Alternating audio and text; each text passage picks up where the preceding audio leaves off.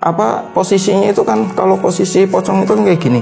Jadi kayak pas waktu mau jalan itu kayak genrak kayak gini terus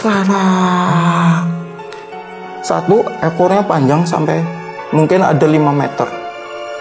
Terus gigi taringnya itu menjulang ke bawah sama ke atas. Terus matanya itu segede, mungkin bisa dibilang sebesar gelas ini. 4. Tikusnya pun gede juga berarti. Tikusnya itu 2 kali kucing. Kucing dewasa.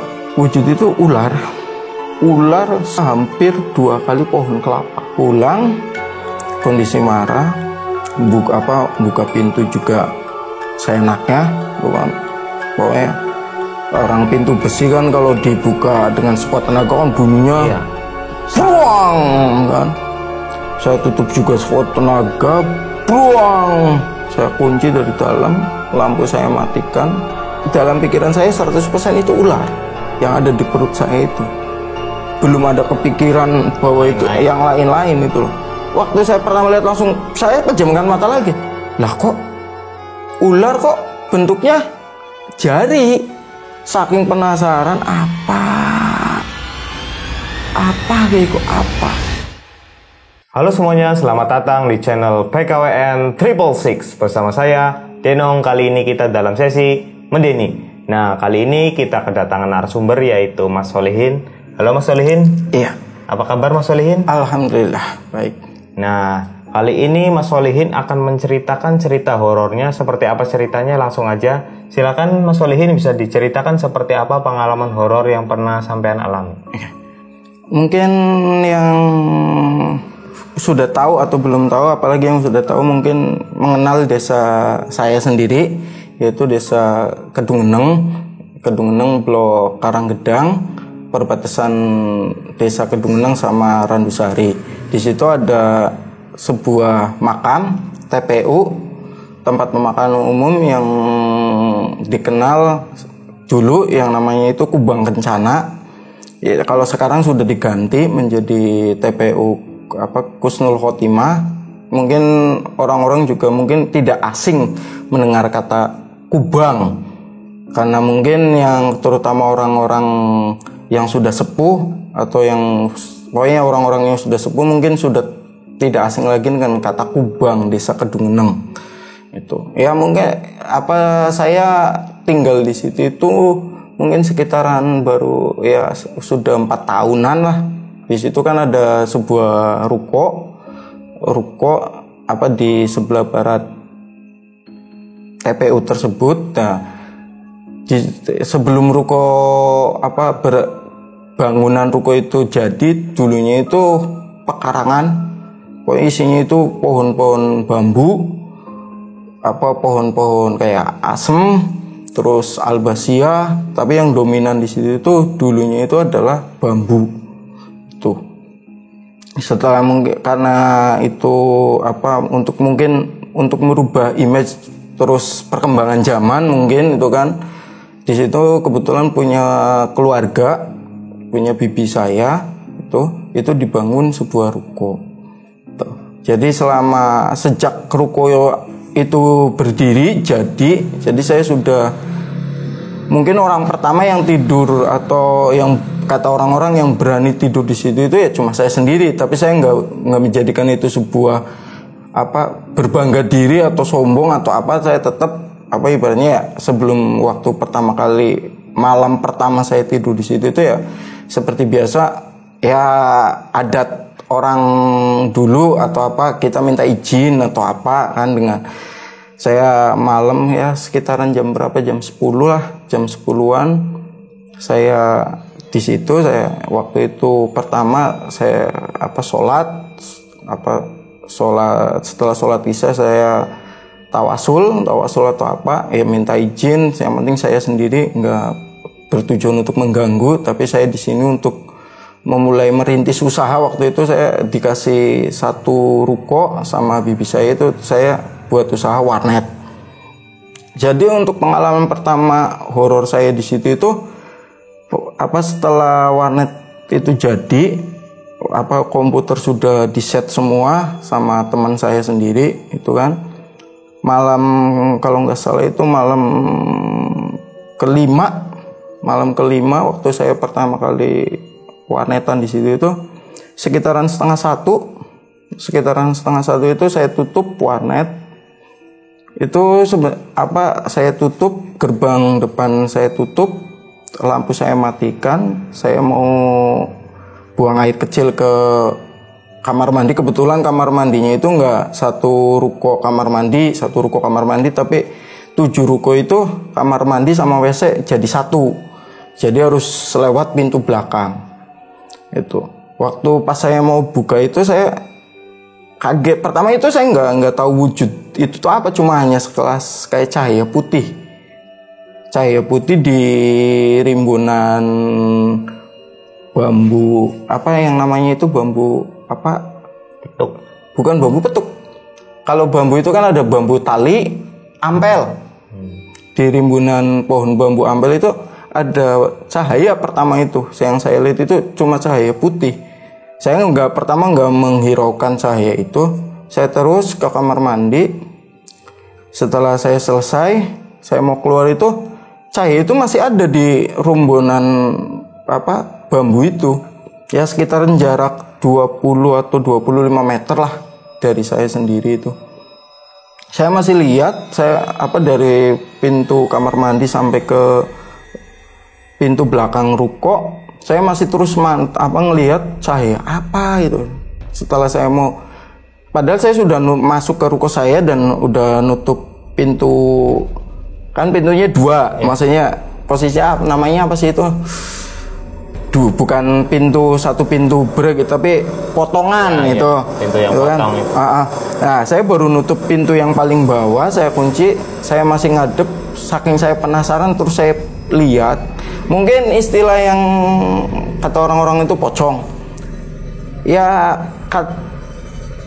orang mungkin lihat pocong itu mungkin kebanyakan di TV, ya, atau di film-film horor atau apa kan. Jalannya pocong itu loncat-loncat.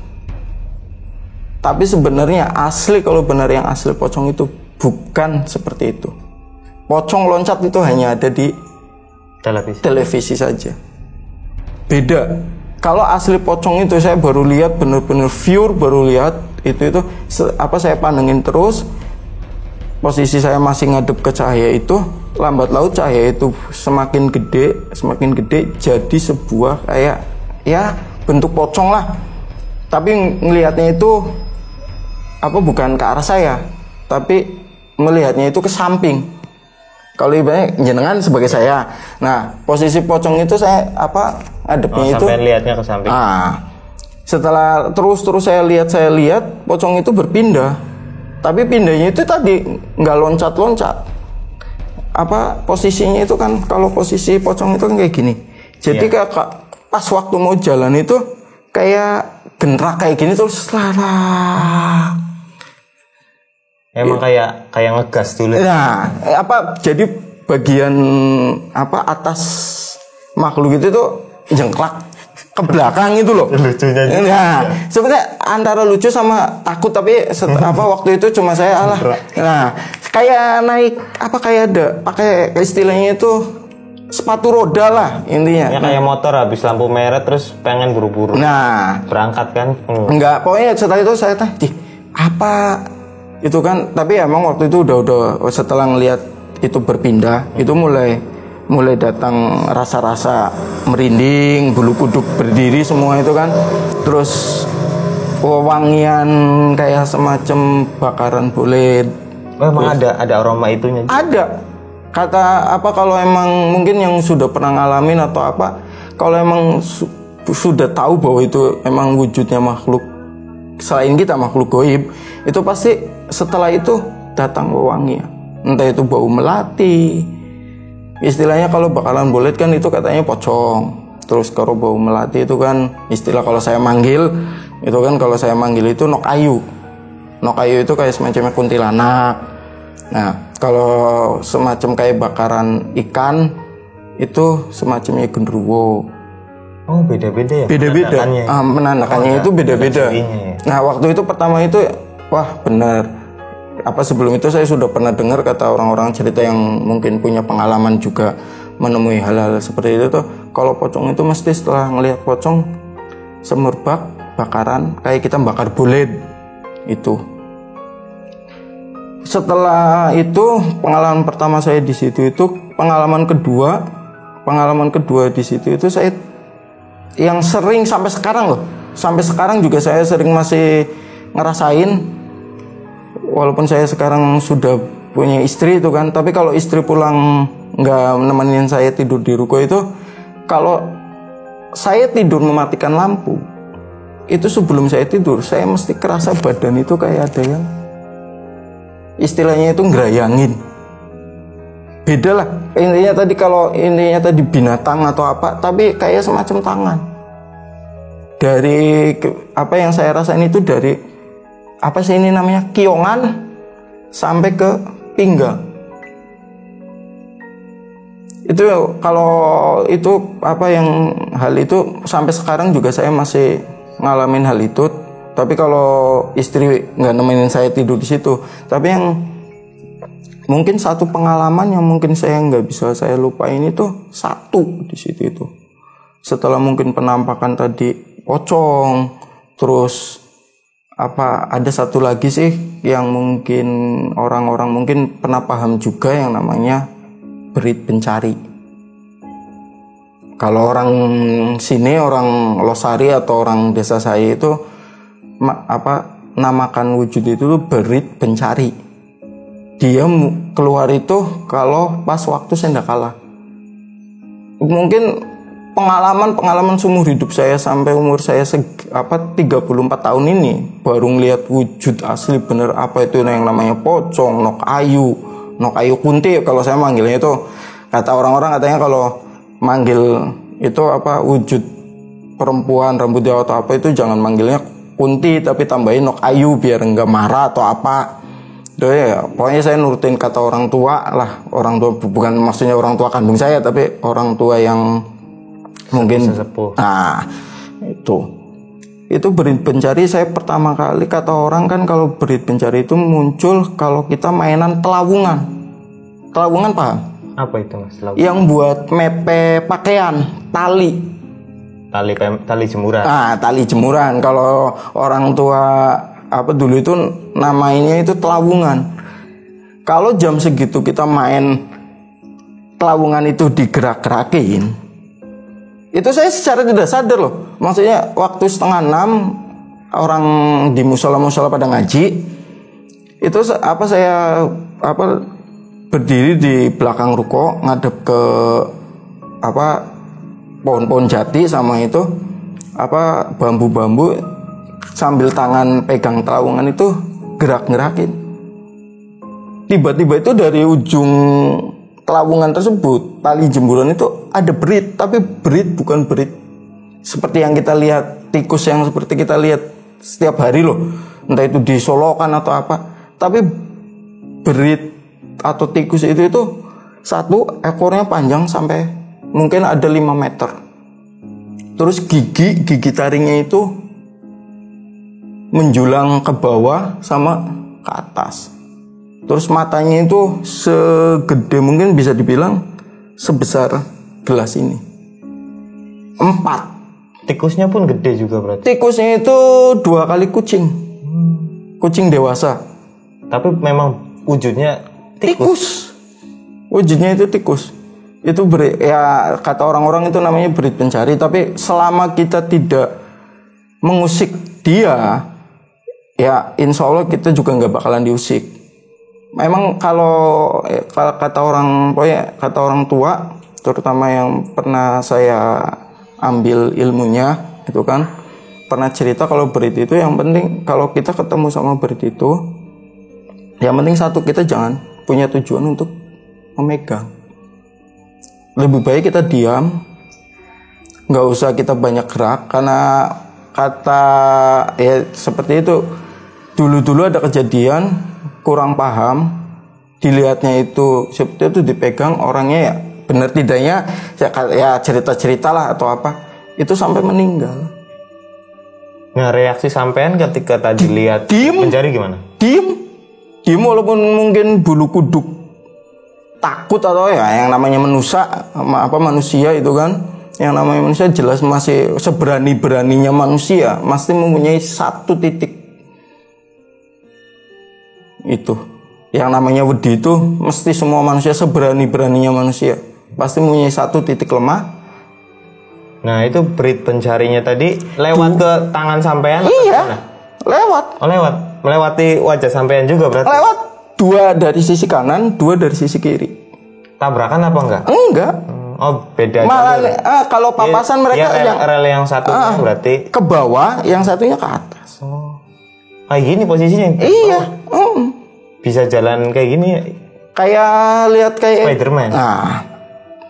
Tapi kuku-kuku mereka juga ya bisa dibilang panjang lah atau apa. Itu yang kedua setelah pocong sama kunti, yang ketiga itu ada 4 ekor. Ada 4 ekor.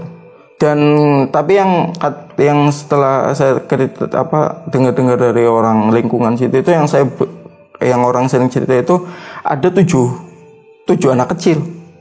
Yang itu yang belum saya ketemu, belum saya nemuin. Nah, itu kalau yang Nok Ayu Kunti tadi lihatnya di mana sampean? Di ruko yang saya tempati. Emang dia tinggalnya di situ. Di mana itu waktu sampean tahu gimana? Waktu itu ya bukannya saya menantang atau apa kan. Waktu itu kebetulan saya juga lagi pengen mendekatkan diri, memperbaiki diri, pengen mendekatkan diri ke yang punya yang punya kehidupan, pengen mendekatkan diri ke Gusti Allah itu kan. Jadi setelah itu ya yang namanya sholat nggak pernah telat, sholat malam ya saya tekunin, sholat hajat, sholat tahajud itu setelah sholat, kalau nggak salah malam Jumat Kliwon itu, kalau nggak salah malam Jumat Kliwon, setelah sholat malam saya zikir syahadat. Zikir sama wirid beda ya. Kalau wirid itu dibatasi. Kalau wirid itu misalkan 1000 bilangan selesai. Kalau zikir itu seikhlas kita. Jadi saya waktu itu setelah sholat malam saya zikir syahadat. Nah, di situ saya bertemu dengan sosok beliau. Sebenarnya ya istilahnya bukan Kunti sih sebenarnya, tapi ya karena wujudnya seorang perempuan, terus ya emang seorang perempuan jadi dominan, jadi kan menyebutnya itu Kunti. Itu beliau cuma bilang ya Allahu alam, sebab saya kejadian yang saya alami itu benar tidaknya atau hanya ibaratnya, tapi ya emang itu menurut saya itu nyata. Wujud itu emang ada di depan saya. Wujud itu bilang ke saya, sing penting naon bahasa Jawane, sing penting urip ning kene aja digawe neka-neka. Los ning kene ora apa-apa ngenai. Tapi aja sing digawe macem-macem. Aja sing digawe berbuat sing negatif. Los ning kene pan apa? Wis insyaallah bukan insyaallah. Ngomongnya terakhir dia cuma bilangnya singkat seperti itu. Sing penting oli genaning kene tapi aja sing kaken reka. Aja digawe hal sing negatif. Hal negatif itu mungkin yang saya tafsirkan itu mungkin kayak minum-minuman, kayak apa. Judi. Nah, oke. Emang bener Mas, waktu itu sempat saudara saya sama teman-teman saya. Waktu itu saya main ke Losar Kidul. Kalau Losar Kidul ke teman, jadi ada teman saya itu datang nyamperin saya ke Losar Kidul. Jadi minta kunci ruko. Katanya, "Kin, sini minta kunci ruko. Saya mau mau di ruko." Perasaan saya ngasih kunci itu sebenarnya udah nggak enak. Buat apa? Tapi karena mungkin saya ngelihat itu teman atau apa kan, saya kasih. Tapi perasaan jujur saya nggak enak. Terus kayak di telinga itu ada yang balik kayak deleng rukone nggo apa. pokoknya kayak ada suara atau apalah. Balik kayak rukone gua apa. Saking penasaran karena ibaratnya apa, saya pulang. Ternyata di dalam pondok saya datang itu saya ketok pintu ruko itu, pintu depan itu. Oh, alhamdulillah sira teka dari dalam ruko. Nyatanya apa? Katanya emang setelah saya masuk ke dalam ruko ada minuman. Terus ya pokoknya botol-botol minuman atau apa kan. Setelah itu dia ada yang ngomong kayak wis pada balik wis sing duwe rukone teka iki wis pada balik. Setelah saya tanya itu ada apa? Melihat sosok perempuan itu. Terus setelah saya pulang mereka langsung katanya yang satu katanya mau buka pintu aja nggak bisa. Sedari tadi tuh nungguin. Nunggu bantuan, nunggu orang yang buka. Nah, katanya sosok perempuan itu ada di pintu belakang sama pintu depan. Makanya nggak berani. Nah, itu yang lihat katanya yang lihat. Ya padahal mereka lagi habis minum tapi malah ngucapin alhamdulillah. Nah, setelah saya gedor pintu, mereka bilang, "Oh, alhamdulillah lagi teka gua." Ada satu yang bukain pintu, itu juga buka dengan napas yang tersengang-sengang itu. Lah, apa? Tapi saya lihat di dalam itu di keramik di dalam ruko itu ada minuman itu. Dan mungkin yang satu mungkin sampai kapanpun dan sampai sekarang juga kalau saya kerasa atau apa, satu wujud yang mungkin lebih baik saya pergi dari situ. Apa itu, Mas?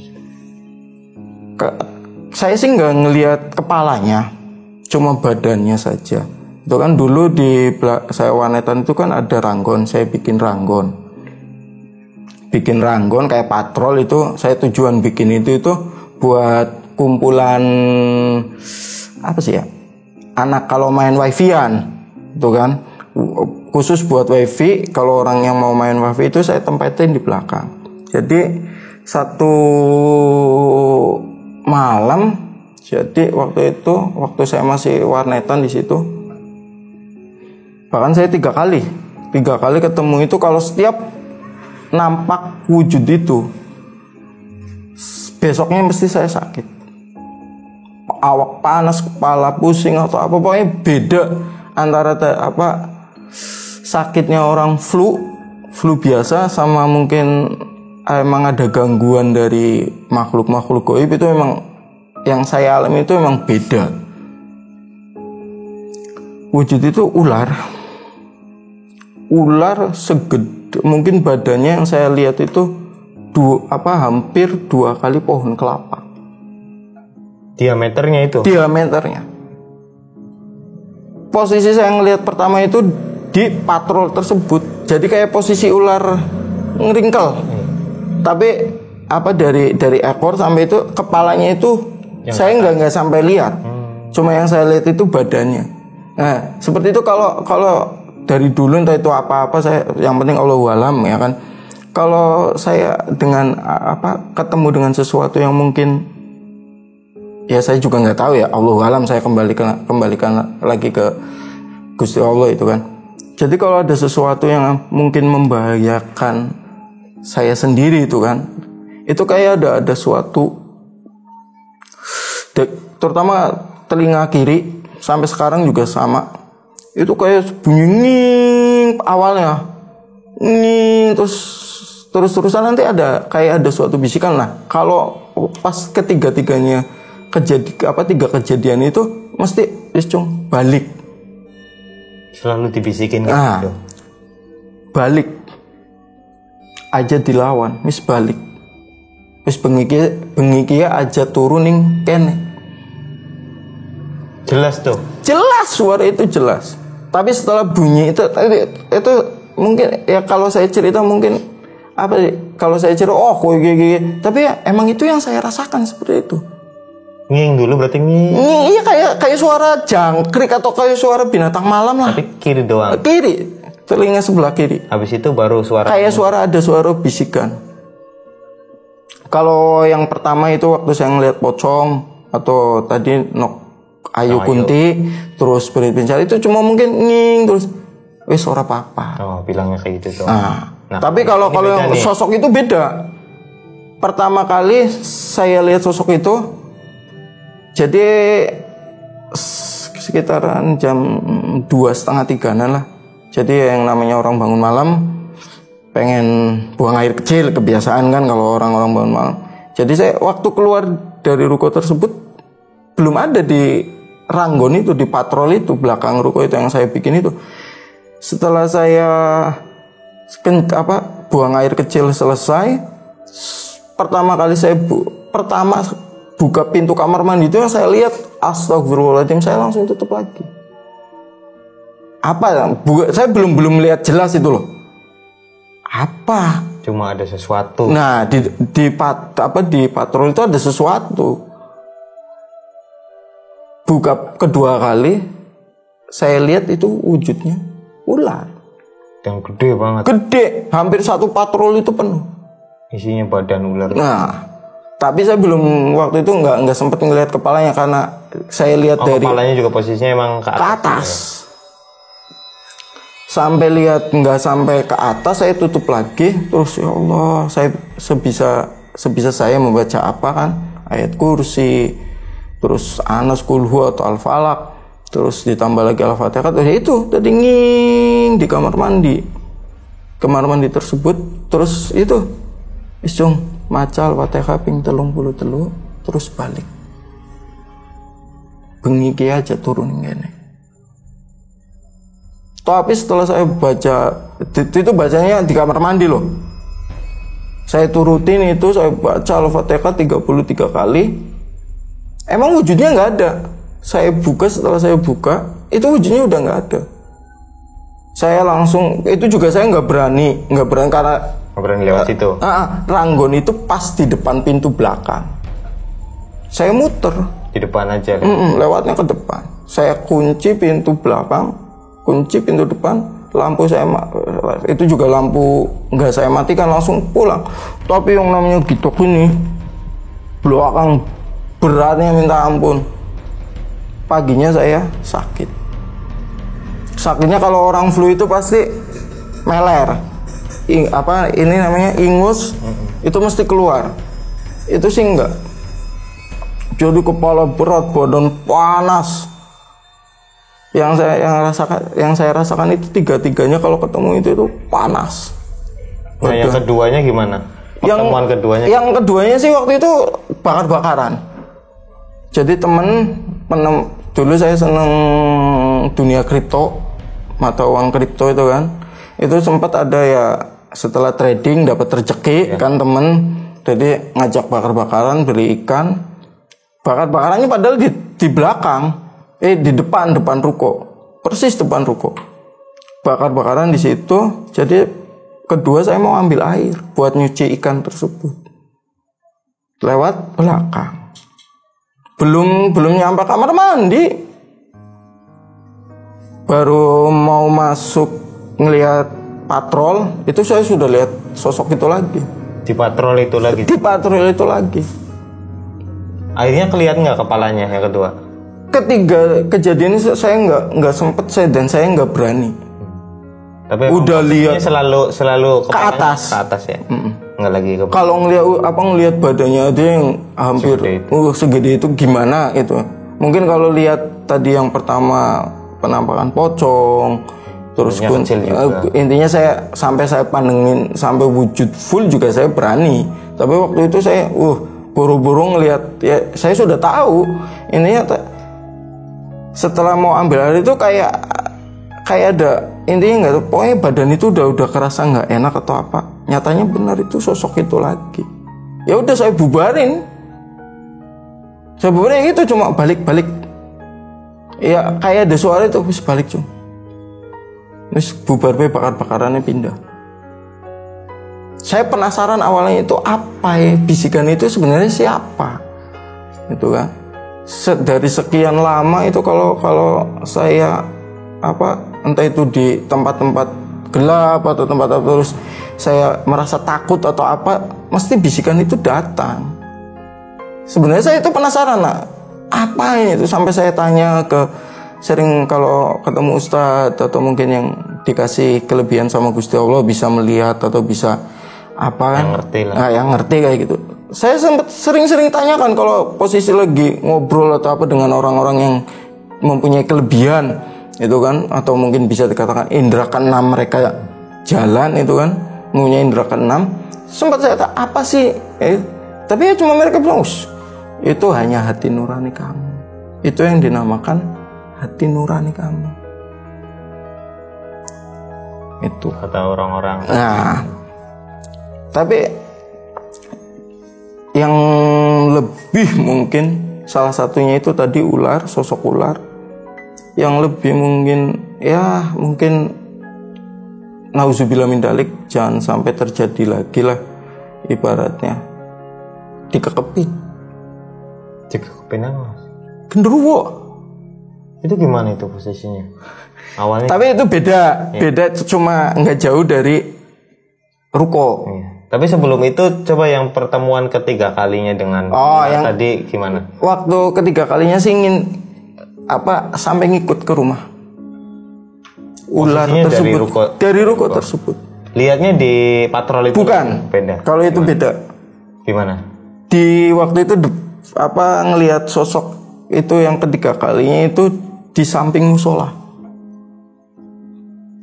Kan di ruko paling barat itu kan ada musola. Nah, biasa saya karena waktu itu masih senang dengan trading, dunia trading kan. Pulang cepat-cepatnya itu jam 1, telat-telatnya itu subuh itu. Pulang ke ruko, naik ojek, biasa turun depan ruko. Kayak ada apa itu di samping musola itu kan, samping musola sebenarnya jalan buat orang ke Kali Sisanggarung. Iya. Itu kan. Apa kok rame-rame apa itu kan? Setelah saking saya belum sadar itu apa, setelah saya ke belakang musola, astagfirullahaladzim, saya langsung kembali lagi. Kalau emang wujud itu yang tadi saya lihat, dalam hati saya berbicara sendiri. Kalau yang tadi saya lihat emang wujud itu tadi lagi, saya waktu itu sih saya nggak kayak ibaratnya kayak seperti biasanya cung balik atau apa. Tapi karena saya sudah sadar, udah kayak wujud kia. Terus aku balik. Tapi di depan rumah saya nggak jauh lah, sekitar dari ruko rumah saya itu ya sekitaran 100 meteran dari ruko, tapi masuk gang-gang kecil itu kan. Saya kaget, saya baru nginjek halaman depan rumah saya baru nginjek kayaknya satu, tiba-tiba kok di depan saya itu wujud itu. Saya waktu itu sampai itu nggak tahu, yang saya lihat itu kepala wujud itu atau enggak, tapi kayak mata di atas genteng itu loh, di atas genteng rumah saya itu kayak mata. Itu akhirnya warnanya hijau, tapi saya langsung nunduk lagi. Terus saya nekat tetap baca setelah itu saya diam berapa saat lah di pas gerbang pintu depan rumah saya itu, nunduk tapi dengan meja mata saya tetap dalam hati baca Al-Fatihah kalau nggak salah sekitar 21 kali. Saya tanpa ngelihatnya itu tanah ngelihatnya tetap terus di depan pintu itu gedur-gedur. Saya nggak istilahnya itu nggak eling lah, gedur-gedur pintu itu sampai ibu saya juga kebangun kaget. Ada apa sih gedur-gedur rumah kayak wong. Tapi saya diam, tapi posisi kepala saya masih nunduk, mata buka, tapi yang saya lihat cuma pokoknya langkah kaki saya nggak berani ngelihat ke depan. Tapi pas dibuka pintunya nggak kena ibu sampean kan? Enggak sampai. Cuma setelah cuma dari dalam kan ibu saya bilang, anak apa sih gedor-gedor? Kayak wong apa? Terus gedor-gedor. Cuma saya dengar klak, kunci dibuka. Itu saya langsung. Tapi tetap ibu saya yang bukakan pintu itu, saya tetap cuma nyeruntul saja. Ibu cuma heran. Apa terus sampai saya masuk ke kamar saya langsung brek di situ langsung tungku posisinya juga telungkup, bantal saya tutupin. Itu pengalaman yang mungkin ya, tapi ya ada satu orang setelah saya nggak sampai sekarang juga nggak, alhamdulillah nggak sampai dilihatin juga wujud itu. Ada setelah berapa hari atau itulah saya cerita sama ya bisa dibilang sesepuh desa itu kan. Saya cerita kayak gitu. Tuh posisi saya sakit waktu itu, cuma saya sudah firasat sakit saya itu bukan sakit biasa, tapi kayak istilahnya itu sakit ketempelan. Jadi waktu itu saya ke sesepuh, tapi sekarang beliau sudah meninggal. Udah almarhum.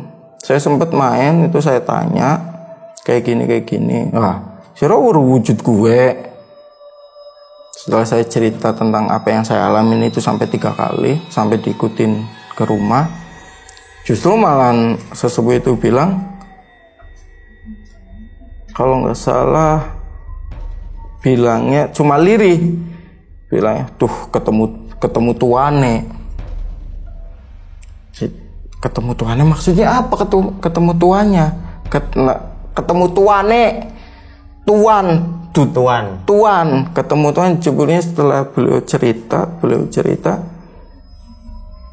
itu bukan siluman, bukan makhluk goib, tapi kodam. Si ular yang besar tadi. Kodam suatu ya, bisa kalau orang Jawa bilang itu keris. Itu ular tadi tuh. Jadi emang di situ itu dulu kan ada, sebelum ada koi itu kan ada pohon asem besar. Iya.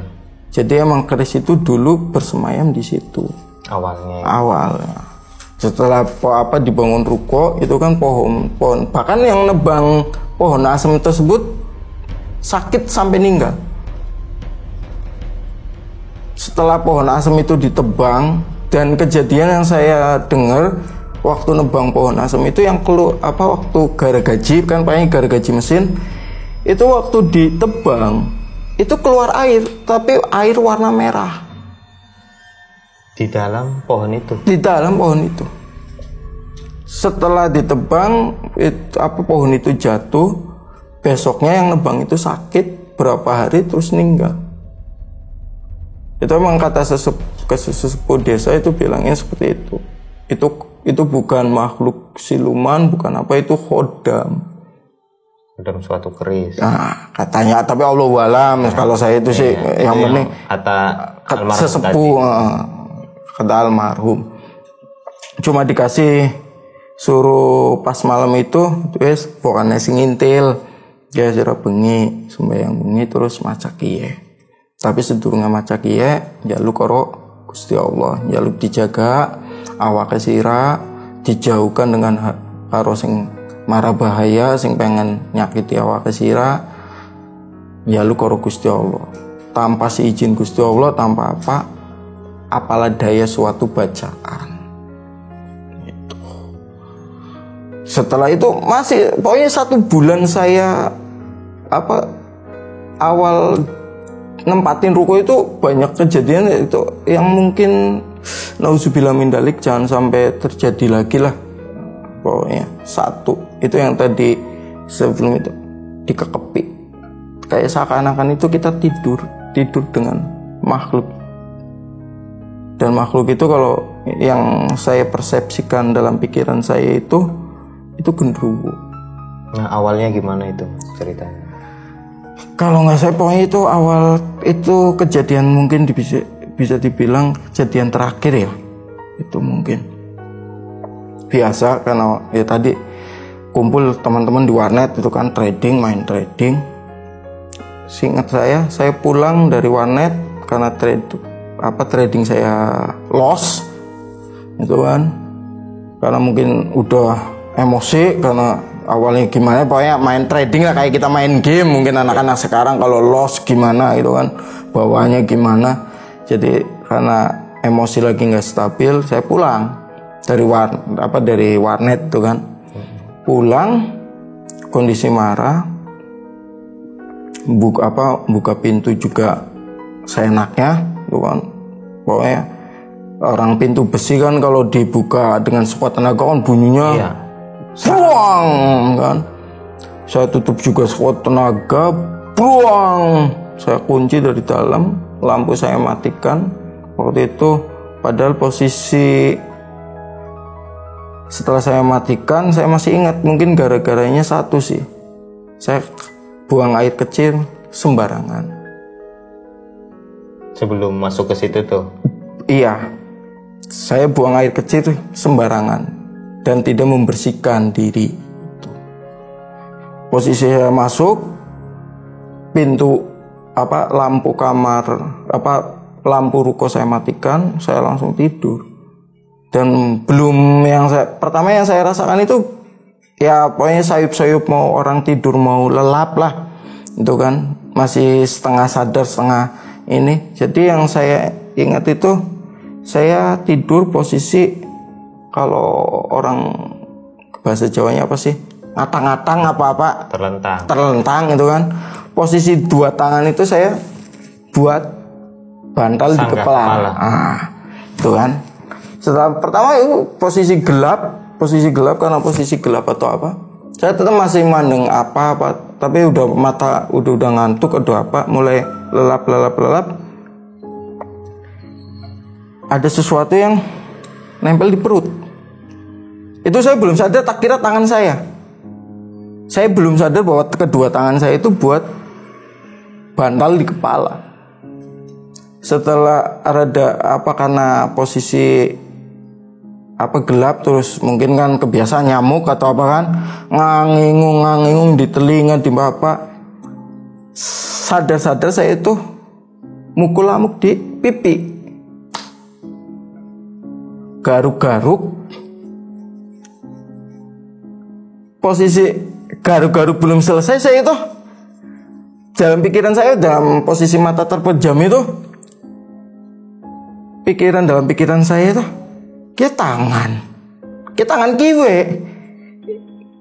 tangan kiri di bawah kepala, tangan kanan. Lah ini yang di perut apa? Setelah apa kok kerasanya di perut itu dingin, walaupun ada baju yang itu kan, kok dinginnya itu kayak apa ya, kayak es. Kalau kita nyimpen air dalam lemari es tapi belum atis bener itu loh, belum dingin bener. Kerasanya itu cemeces di perut itu apa? Masih posisi ya Allah, apa maning ye. Dalam pikiran saya itu ya Allah ulah. Dalam yang saya pikirkan pertama itu, dalam pikiran saya itu ular, binatang. Setelah saya benar-benar kayak yang saya takutin itu ular apa, kalau orang Jawa ngomong itu ular dumung, ular kobra. Yang saya takutkan itu karena mungkin hampir sama lah, yang saya rasa itu setangan saya segini. Ya Allah ular. Pokoknya dalam angan-angan, dalam pikiran saya itu ular itu. Ya Allah ular. Iya. Saya atur napas ya perlahan-lahan, nggak berani buat gerakan spontan atau apa. Yang takut emang ular kobra. Karena mungkin yang saya takutkan kan kalau ular itu kan bisanya juga kan mematikan itu kan. Saya atur, saya nggak banyak gerak, napas juga saya atur, benar-benar saya atur, pelan-pelan, nggak gimana. Saya bikin setelah mungkin 5 menit atau 10 menit, 5 menit lah, orang posisi lagi kalut apa mungkin, tapi sekitaran 5 menitan saya mulai berani memiringkan badan. Tapi itu juga pelan-pelan, nggak langsung blek.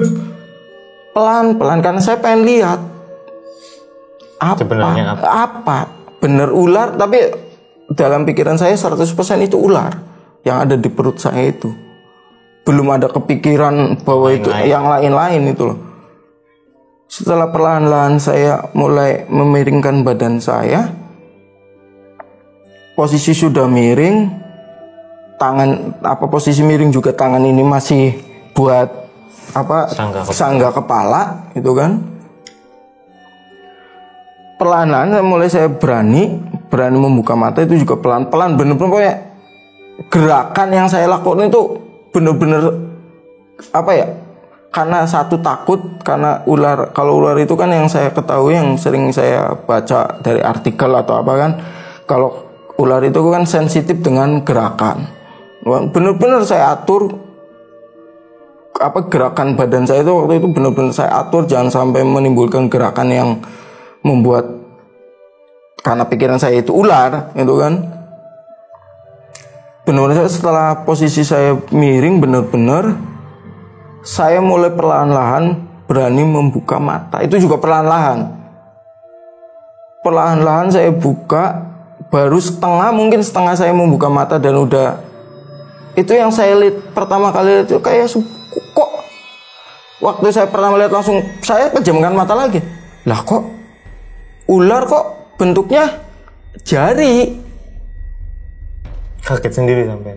Iya kagetnya, tapi karena masih dalam arti masih terpengaruh nggak ular. Jadi waktu pertama kali ngelihat langsung mata itu saya pejamkan lagi. Terus dalam pikiran saya, lah kok ular kok bentuknya jari. Saking penasaran apa. Setelah saya buka kembali mata saya, ternyata bukan ular. Wujud tangan dengan kuku, hampir mungkin ya, yang saya lihat karena posisi saya di tengah-tengah kasur, yang saya lihat itu sampai ke tembok kuku itu. Panjang. Saya langsung diem. Nah, di situ bau mulai kecium, bau aroma gitu kan. Tadi kalau yang dari awal kan kata orang emang itu pocong. Kalau pocong itu biasanya itu bakaran bulet. Nah, di situ pas itu bau bakaran ikan. Di situ langsung kerasa, langsung bulu kuduk, pokoknya udah itu sih mungkin merinding kuadrat, bener-bener kuadrat berapalah ya, kalau dalam ilmu matematika atau apa. Merinding, waduh, pokoknya ya Allah, astagfirullahaladzim. Dalam hati saya coba, ya Allah, apa ya kita kau. Dalam hati sempat berkata dalam seperti itu, ya Allah, apa maning. Tapi belum hilang itu, belum masih nempel. Cuma posisi saya masih miring. Sampai terus dalam posisi itu saya cuma membayangin pintu belakang. Pintu belakang itu hanya saya ikat sama tali baju, apa yang namanya itu? Kain bujur. Kalau orang sini itu biasanya orang bujur itu cuma dikaitkan sama bujur ke paku. Kalau saya kayak namun kita melayu nabraknya kebuka pintu paling, aku jatuh. Sebelum sempat mau ngelakuin itu tiba-tiba tapi itu udah pokoknya bener-bener sekujur badan itu yang namanya keringet dingin, terus bulu kuduk sampai bulu-bulu tangan juga saya sendiri juga pada berdiri, sama mungkin bisa dikatakan dari ujung kaki sampai ujung rambut, bulu yang ada di badan saya itu bener-bener yang saya rasain itu gimana. Terus saya itu tiba-tiba sempat saya mau gerak itu coba ya, karena mungkin udah terbiasa itu kan, kalau ada sesuatu yang kalau saya merasa gimana pokoknya takut atau apa, itu ada yang mengganggu atau gimana, tiba-tiba itu suara itu tadi itu sih lama waktu itu. Apa ya Allah, tapi di situ saya mulai, pikiran saya mulai jembar, dalam arti mulai tidak terfokus dengan apa yang saya mau tuju. Awalnya itu mau lari seporete lah, dalam arti tadi nabrak pintu juga yang penting nggak apa-apa, yang penting ini lepas. Saya nggak berani noleh, bener-bener nggak berani noleh, karena yang saya lihat itu tangan dengan bulu hitam. Ditambah lagi tadi bau-bau khas makhluk-makhluk itu. Apalagi buru-buru punya niatan noleh ke belakang. Yang ada nanti kalau saya beranikan noleh ke belakang, lihat bener ada peraih, ada wajah yang ada. Udah mungkin nggak kebayangkan apalah intinya. Nauzubillah min dzalik, jangan sampai apa yang saya takutkan itu, karena dari dulu kalau orang-orang bilang yang penting kita tahu, yang penting aja sampai jegledeg perai lah. Wis harapan dikatoni aduh lot atau ora apa-apa, kita masih bisa melayu. Nah, posisi itu lama. Setelah itu cuma wis ora apa-apa. Yang saya dengar itu loh, ora apa-apa. Wis orosa. Kalau orang Jawa bilang itu budi. Kalau apa budi itu, kalau bahasa Indonesianya apa sih ya? Maksudnya lepas kendali atau apalah. Kalau anak kecil itu budi itu apa sih? Pokoknya lepas kendali, jangan sampai budi. Ora apa-apa cung, aja budi.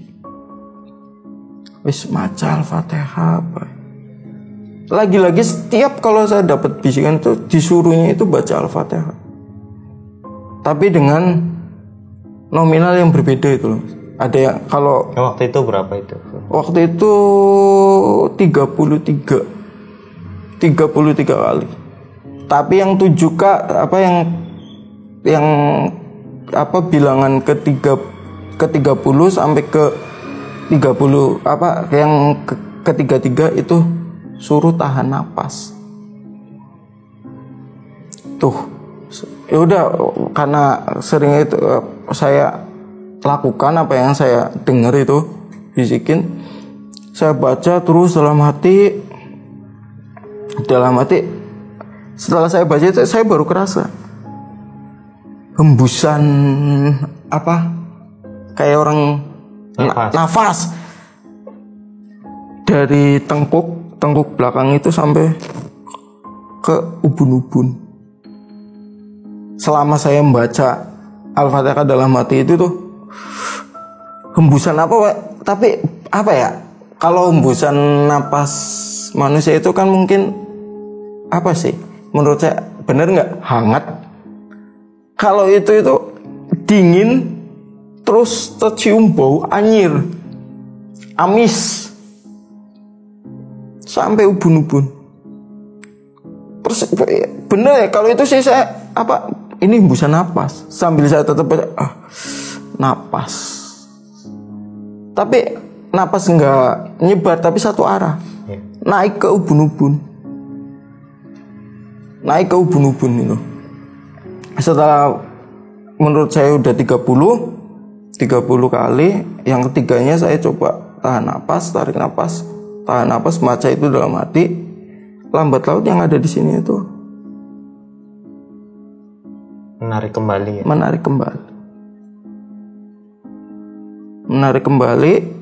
pelan-pelan. Itu juga enggak posisi saya masih miring, itu badan posisi saya masih miring. Pelan-pelan narik, kukunya juga kerasa panjang juga ya tadi. Kayak yang saya rasakan sih kayak berdiri. Jadi posisi orang tiduran itu berdiri. Berdiri. Yang saya rasakan, pokoknya dari yang saya rasakan di belakang tubuh saya itu sambil itu, tapi berdiri terus. Yang terakhir yang saya rasakan itu kayak pintu dikeblok. Seakan-akan itu nggak suka. Terakhirannya itu. Kayak pintu depan itu kayak Iya pokoknya kayak digebrek orang, nggak suka lah gimana suaranya kan bruk. Terus wisung setelah saya terakhir baca selesai 33 kali Al-Fatihah itu balik. Suruh pulang juga. Suruh pulang. Balik. Engko esuk menene tas subuh. Balik. Tapi posisi masih was-was. Karena Tapi yang saya dengar, tapi udah nggak emosi lagi setelah. wah, ya emosi sih enggak, udah ganti. Udah. Emosi udah hilang. Gantinya pokoknya keringet aja, pokoknya gimana pokoknya justru itu pokoknya hal yang baru saya alamin mungkin. Nauzubillah min dzalik, jangan sampai terjadi lagi lah dalam arti benar-benar itu. Kalau saya cerita ke orang-orang itu mereka cuma bilang kejadian saya alami itu setelah berapa hari atau kejadian seperti itu. Mereka cuma sira mukane. Ning kan pas depan itu kan ada kalau sedapur pring depan pintu. Sedapur pring itu? Istilahnya tanaman pring yang satu, karena kalau bambu itu kan banyak, nggak cuma satu aja. Yeah. Kalau istilah orang Jawa kan satu dapur. Yeah. Nah, emang di situ itu rumahnya. Dan setelah itu yang saya dengar setelah kejadian saya alami itu tuh mungkin baru 1 minggu. 1 minggu saya berani ke situ lagi. Siang pun saya kalau mau ngambil sesuatu itu seakan-akan itu masih kebayang. Pokoknya saya berani tidur di situ lagi setelah 1 minggu. Setelah kejadian itu. Setelah 1 minggu mungkin saya mulai berani, itu juga nggak berani sendirian. Ngajak teman. Tapi tetap masih kebayang apa. Apalagi kalau buka pintu. Karena pas pohon bambu itu depan pintu. Yang katanya nunggunya di situ. Tempatnya di situ. Tapi kalau sekarang udah dibakar, udah bersih, udah nggak ada. Itu. Mungkin ya kalau cerita itu mungkin bulu kuduk sampai sekarang juga masih berdiri mungkin. Seakan-akan itu gimana itu? Posisi tidur di peluk dalam arti nauzubillah min dzalik. Dipeluk cewek cantik. Itu mah beda. Tapi yang sudah muhrim. Kalau belum muhrim sing ya gimana lah. Kalau dipeluk istri sih mungkin iya. Itu tanda mungkin. Tanda apa? Ya pokoknya nanti kalau itu juga tanda. Tadi juga tanda. Nauzubillah min dzalik, Mas. Jangan sampai Mas tanda kalau sama istri. Ada tanya sampai dia napas kan dari belakang. Nauzubillah min dzalik. Kalau sama istri sih udah kayak gitu udah. Tarik selimut aja langsung. Kalau itu tarik apa, Mas? Kalau tarik napas pacar ya, Mas. Tarik napas sambil ngos-ngosan itu sih. Pokoknya nauzubillah min dzalik lah. Pokoknya. Mungkin dalam arti sampai sekarang juga ya, tapi setelah itu mungkin yang saya rasakan setelah pohon bambu itu emang udah dibakar, udah dibersihin. Yang bakar siapa itu? Yang punya tanah. Tapi nggak masalah. Yang nggak masalah. Kalau itu sih nggak masalah. Nggak apa. Juga nggak masalah di situ. Ya itulah cerita Kubang Retak itu dalam arti yang dulunya saya cerita cumanya sekedar selingan atau orang tua cerita bahwa ini kayak gini. Setelah saya awal-awal menepati itu ya baru saya bener real alami sendiri itu. Yang kalau yang di depan ruko sampean terus ada yang nandur pohon bambu lagi, sampean tindakannya mau pohon dibakar lagi? Alhamdulillah nggak ada lagi. Iya. Paling nandur cuma sekarang jadiin emang masih bambu tapi buat jualan bambu. Oh, betul. Bukan pohon bambunya. Itu. Dalam arti apa ya? Pokoknya kalau keinget cerita di situ tuh pokoknya bikin dalam arti bikin bulu kuduk atau apa pokoknya ternyata benar adanya ini Gusti Allah itu menciptakan makhluk selain kita itu. Tapi pada intinya yang penting dalam hati saya, dalam pribadi saya sendiri, saya tidak mau mengganggu mereka dan jangan sampai mereka mengganggu kita. Tuh. Kadang kan ada orang yang ibaratnya, kata orang-orang juga katanya kalau makhluk gaib itu udah senang sama manusia itu sampai kapanpun pasti diikutin, tuh kan. Tapi ya nauzubillah min dzalik lah. Kalau saya pribadi sih jangan sampai hal kayak gitu. Karena waktu SMA dulu yang saya yang itu hampir waktu kelas 3 kalau nggak salah. Itu hampir setiap hari satu teman cewek itu orang Bulakamba, Gerinting. Itu cewek namanya Jayanti, saya masih ingat. Itu setiap hari itu kerasukan, Mas. Setiap hari dia itu kerasukan. Justru kalau dia kerasukan pada seneng. Pelajaran bebas. Oh, iya. Dulu itu lah saya setelah kadang-kadang mau ujian besok kerasukan. Ya kalau ujian sih enggak bakalan. Kalau ujian sih Mas, kalau ujian sih enggak bakalan. Maksudnya kalau ujian justru dia enggak kerasukan. Malah dia yang bantu. Jawaban dia kalau dari justru pintar dianya orang. Nah, kalau lagi ujian jangan kerasukan. Biar nilai kita bagus. Dia malah yang diharapin itu kalau waktu SMA, waktu itu saya mulai belajar tentang hal-hal maksudnya itu waktu SMA loh tuh. Tapi itu yang saya alami setelah lulus SMA terus nempatin ruko, itu yang baru saya lihat real, benar-benar intinya tadi apa yang namanya makhluk-makhluk seperti itu. Tapi waktu SMA itu malah saya nantang waktu itu, main ngerasupi kita baik. Waktu SMA main Jai, aku kan kalau manggil dia Jai, gue sering ngerasupi sira, men kok ngerasupi kita mbok apa gitu. Terutama di pelajaran matematika. Men kita bahas nggak kok maju ning blabak, kok saya kena soal dia. Men hari-hari sempat hari-hari dalam guruan bercandaan atau men hari pelajaran dia ya. Sira ngomong bakal mancing ning. Dulu waktu SMA kan nama saya Solikin. Tapi dipanggil sama teman-teman sama guru itu Solepet. Jayane ya wis ngopet.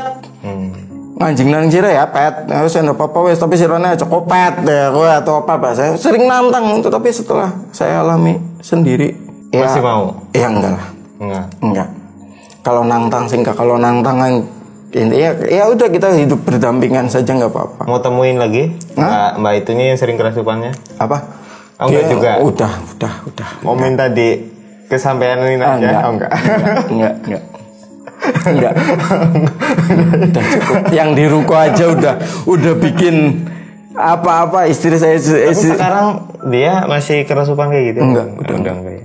Udah enggak. Itu malah mungkin pindah kesampean. Waktu itu kan nantang-nantang waktu zaman SMA. Enggak. Sekarang udah lulus sampean yang diserang. Salah satu itu ponakan saya. Ponakan saya itu yang tadi ngeter saya itu kesini, itu kan. Mungkin dia juga karena mungkin dia indera perasa dia peka atau apa kan, mungkin kalau indera keenam sih kayaknya bukan, tapi karena mungkin indera perasa dia mungkin peka, mungkin dia pernah juga ngerasain ini di ruko atau sekarang kan ruko saya di ruko itu sebetulnya bangun cucian motor sama mobil. Ini ada kesampaian ya? Ponakan. Mungkin dia juga ngerasain itu. Ya mungkin tidak hanya dipeluk. Ya mungkin dia jatuh cinta. Udah sampai digendong gitu. Mungkin jatuh cinta juga sama dia. Dia nggak cerita. Aduh. Diam-diam dia. Aduh. Ya saya rasain dia indera perasa dia itu peka. Ketawa Mas dia Mas. Iya berarti. Indera perasa saya juga orang. Pokoknya beda mungkin tahapannya yang saya pelajari atau apa. Setiap manusia itu indera perasanya itu beda-beda. Itu beda dengan indera keenam loh. Kalau indera keenam itu bisa dibilang bonus dari yang maha kuasa itu kan, dari Gusti Allah. Itu kalau indera keenam itu mungkin beda bonus. Tapi kalau indera perasa itu setiap manusia kan punya, tapi dengan tingkatan berbeda-beda. Kalau yang benar-benar peka, sensitif mungkin bisa merasakan,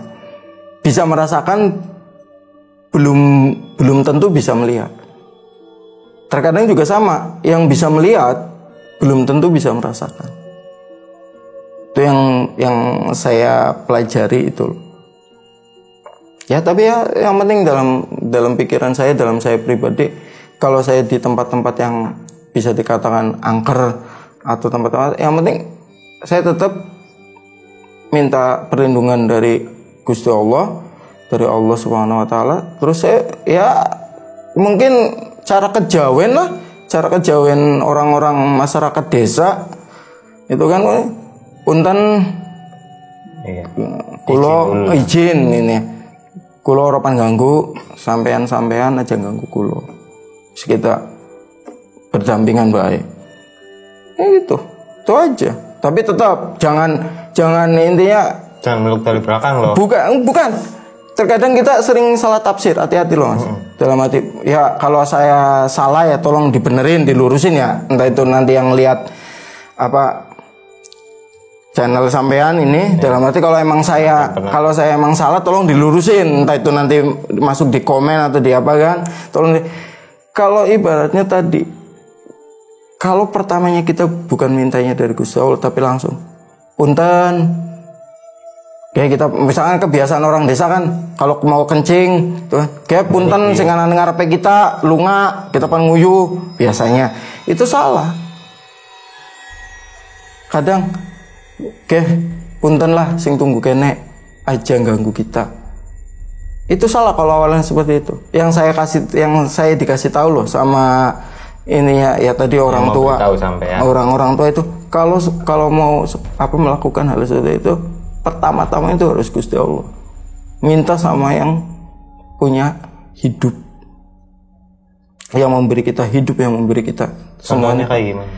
Ya kalau misalnya kita ini merasa kayak tempat angker, ya Allah mohon perlindungan. Pokoknya intinya saya mintanya itu pertama ke Gusti Allah. Nah baru keduanya baru kita punten mbah, punten guys sing tunggu kene kita pan lewat. Itu Oroli. Melayu. Gicing. Anak suara Sampai punten dijawab lagi. Ya iyalah, bawa punten Oroli. Ambil langkah 1000 langsung. Bisa posisi lagi berdiri beneran Oroli. Ada apa? Suara peduli. Jangan heran pada mancing umat kan salam ya. Assalamualaikum. Benar kan ya? Tapi ada sih jawab lagi. Ya kan, itu kan ada yang namanya kalau nggak salah kan, kalau nggak salah waktu itu kan di pelajaran itu ada syirik kecil, ada syirik besar. Nah itu termasuknya itu kalau kita tidak mendahulukan minta ke Gusti Allah itu namanya syirik kecil. Nah, tuh kalau yang namanya syirik besar sih ibaratnya kita sudah menduakan itu kan. Ya, alangkah lebih baiknya berarti kita ingatnya yang pertama itu ke Gusti Allah. Itu. Mulai dari pertama kali saya entah itu dulu waktu berkecimpung di dunia seni juga. Aduh, kalau sampai orang-orang pesantunan Mas. Waktu itu setelah lulus SMA. Ini di luar dari cerita yang tadi ya. Itu sampai orang-orang lingkungan itu kan waktu itu gedung kesenian itu di SMP 1 Wanasari. Pas jembatan Kali Pemali, Bok Berak lah kalau mungkin yang pernah ke Brebes. Sebelah baratnya Kali Pemali itu kan gedung nasional, gedung kesenian itu di situ. Sampai orang-orang di situ itu sampai bilang, duwe apa?" Kon wani-wani nemen turunin kono wong kene ben lah sing wani. Tidur di mana sampai? Di gedung kesenian dulu. Waktu setelah lulus SMP itu kan saya ikut sanggar seni itu. Sampai orang-orang tapi waktu itu tadi yang penting sebelum saya pas saya nginjak pertama itu saya selalu bilang kayak gitu. Saya salamin dulu terus saya minta ke sama Gusti Allah, tapi nggak ada setelah saya minta itu langsung Oroli, tidak saya ngomongnya Oli pun tetap lagi ya. Oli cung. Orang sih mancing. Ya wis ora apa-apa laju. Aduh, anak-anak baik, Allah.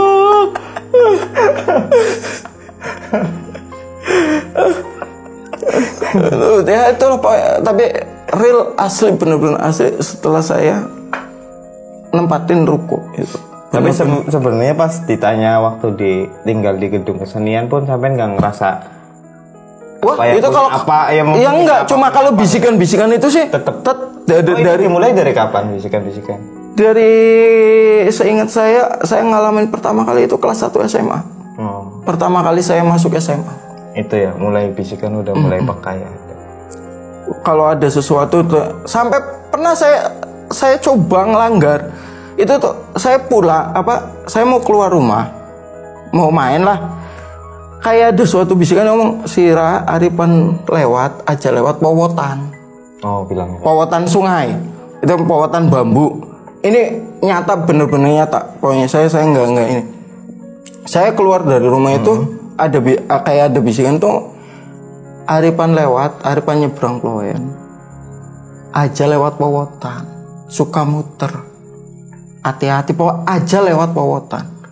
Saking saya penasaran waktu itu, karena mungkin belum apa kan, yang ada nyobain. Itu saya sering nyobain nantang, kalau nggak dilarang ini saya terjang yang dilarang. Tapi yang ada apa, saya benar saya maksa lewat Powotan bambu itu, tengah-tengah bambu saya jatuh, bambunya itu patah. Padahal bambunya masih bagus atau udah tua emang? Ada yang bagus, ada pokoknya patah, bener-bener patah. Pas nyampe tengah-tengah itu. Dan yang bikin gimana itu di bawah bambunya itu karena orang desa waktu saya masih SMA kan, yang namanya MCK di rumah itu kan masih jarang lah kan. Si kuning apa? Ya itu. Ketelan. Enggak ketelan. Alhamdulillah. Enggak ketelan. Kalau itu sih enggak ketelan. Itu pokoknya ada, saya paksa, saya lewat itu jatuh, yang ada cuma nempel di sini. Kuning itu. Nempel di tangan itu. Yeah. Tapi ya itu sejak dikira tato enggak sama orang tua sampai? Apa? Dikira tato enggak? Buru-buru pulang ke rumah, yang penting saya cari sumur, saya bersihkan dulu. Itu. Kirain pulang ke rumah terus kirain tato. Nato gimana kamu? Gitu. Yang nato gimana? Yang ada buru-buru ngomong nato, baru ngeliat aja udah kuning-kuning kayak gitu aja loh. Ya, berapa kali lah itu sejak bisikan. Tapi alhamdulillah, tapi ya itu hati nurani kamu. Atau yang orang yang ngerti ya. Bukan apa-apa. Nah, sebelum podcast ada bisikan kayak gitu nggak? Ada sih dari bini. Oh, bisikannya apa? Dari istri tadi. Jangan pulang malam-malam ya. Jangan. Kalau pulang malam nanti saya telepon. Jangan, tapi dengan telepon ya. Iya. Soalnya tapi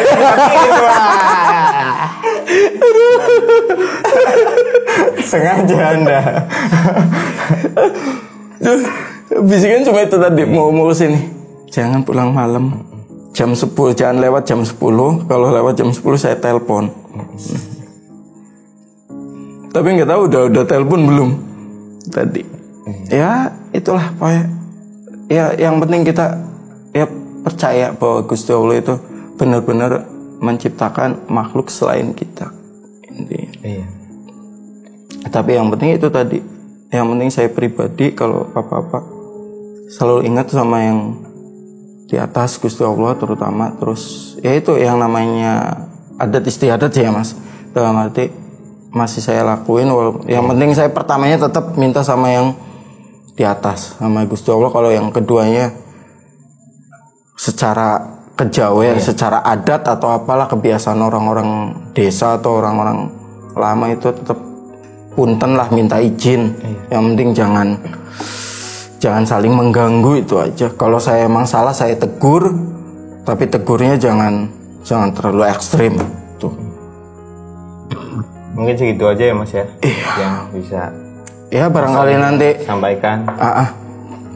Itu juga kayaknya kerasa ini. Iya. Kerasa di sini nih dawanya. Apa? Panas. Oh iya panas. Disentor gua lampu ya. Aduh iya. Tadi juga saya merinding loh. Ya kalau Merinding merinding mau kencing. nahan itu sih bukan merinding, nahan itu sih. Aduh. Oke Mas, terima kasih ya. Iya, Solihin. sama-sama, senang juga. Ceritanya tadi sangat menarik sekali dan juga ada hikmah ya yang di terakhir itu yang bisa kita ambil bahwa di segala tempat yang kita tahu ataupun kita tidak tahu atau tempat-tempat yang sekiranya kita memang bukan tempat kita, bahkan tempat kita pun kita tetap harus permisi gitu kan. Masuk rumah ya kita harus ucapkan salam. Apapun kita harus punten lah, harus izin. Utamanya ke Gusti Allah. Ya, Mas, ya. Oke, terima kasih teman-teman yang sudah menonton channel ini. Jangan lupa untuk nonton video selanjutnya dan video-video sebelumnya juga boleh. Jangan lupa like, Terus subscribe, terus apa? Terus apa sampai? Dipeluk. Aduh, kalau dipeluk. Saya mengharapkan sampai dipeluk. Hah? Ya, Mas. Tidak. Pengen- Peluk istri sampai. Nah. Kan? Emang nggak mau dipeluk istri? Wah. Mau kan ya? Iya. Nggak mau. Nggak mau nolak maksudnya. Nggak mau nolak. Selamat tuh. Oke teman-teman, terima kasih. Iya. Mas ya. Iya, Mas Denong. Ya, saya akhiri billahi taufiq wal hidayah. Wassalamualaikum warahmatullahi wabarakatuh. Waalaikumsalam.